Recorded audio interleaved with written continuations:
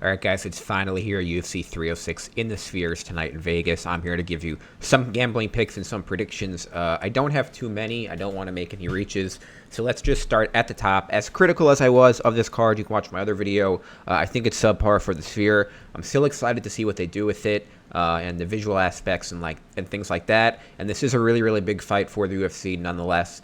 So let's get into it from a fight perspective. Sean O'Malley versus Merab.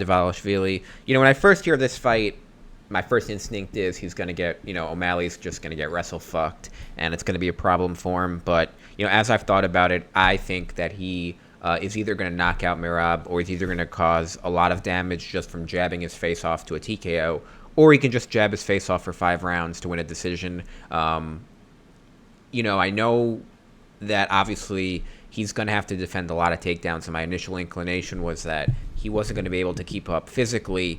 I just think he'll find a way to get it done. I think Merab's chin is very suspect, and those were kind of the things I thought going into the Sterling fight, and we saw how that went. And even though he's a little bit of a different fighter, I still think he'll get it done. So I think the safest bet of the night is simply to take Sean O'Malley money line. I have him at -105 here on the Hard Rock Sports Bet in Florida. That's my safest go-to bet for that fight. And a couple of dart plays of there, I would take O'Malley if you want to get a little bit better odds by TKO in rounds 2 is plus 1,000, rounds 3 is plus 1,300. I think that's the sweet spot. I don't think he's going to do it in round 1, and I think if it gets to 4 or 5, he'll be too worn out to really finish him late.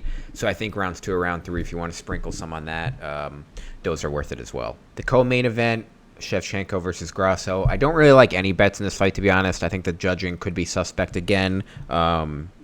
It's been, very, very close through the first 2. We had weird judging decisions.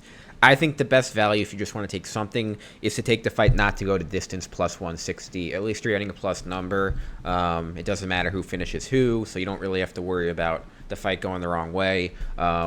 I think Shevchenko could get a finish, but I'm not too confident to really commit to it. So I think just taking plus 160 is a safe way to bet this fight. Similar feelings in the third fight of the night, Diego Lopez against Brian Ortega, a fight that was originally supposed to happen about a month ago, I think, or a little bit longer than that. It got rebooked. I'm kind of torn on this one. I don't really like anything.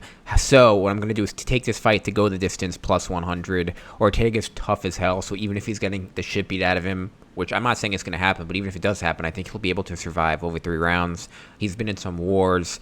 And the same way, I think Diego Lopez's jiu-jitsu is high level enough that he could defend submissions and won't get caught, even if he's losing the fight. So that's what I would take, plus 100. This fight goes the distance. However, if you want to get something that's a little bit better odds, you can take Ortega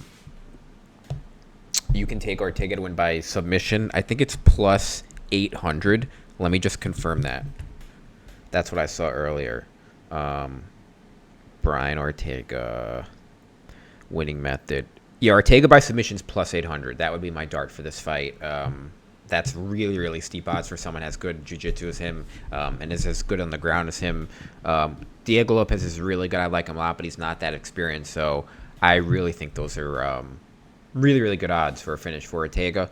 But again, I take this fight to go the distance plus 100. And my last bet of the night, Raul Rosas, the opening fight, the youngest UFC fighter in the UFC at only 19 years old. I would take him by decision plus 375. I like these odds. I think the guy's fighting is experienced enough and tough enough to last the whole fight. I am worried that he can possibly win by submission, and we lose this bet. However, I'm not confident enough to take those odds minus 160. I like this number, plus 375, a lot more by decision. I think it's a chance he kind of just lays on him and kind of keeps going for the submissions but not able to finish it. A little bit of a boring fight. But that's the kind of fight I'm hoping for to hit this bet. So those are the bets that I like for this fight. I'm not going to reach for any in between the opening one and the last 3 because I don't know a ton about those fighters and I don't really want to reach on those bets. So these are the bets that I suggest for tonight.